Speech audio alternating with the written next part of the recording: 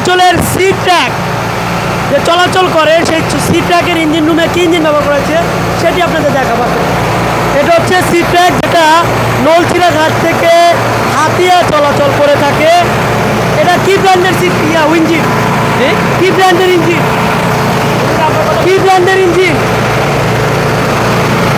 উইচাই উইচাই। হ্যাঁ, কত হর্স পাওয়ারের? এটা হচ্ছে 205। হ্যাঁ, 205। 205। কত আরপিএম? আরপিএম হচ্ছে 2100। 2100। ঘন্টা কত লিটার তেল খায়?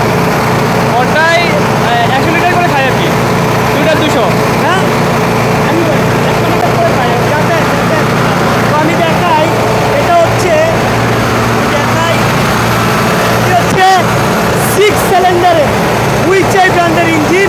আমি যদি দেখাই, সিক্স সিলিন্ডারের উইচাই ব্র্যান্ডের ইঞ্জিন, চায়না ইঞ্জিন, এটা এখানে লেখা আছে।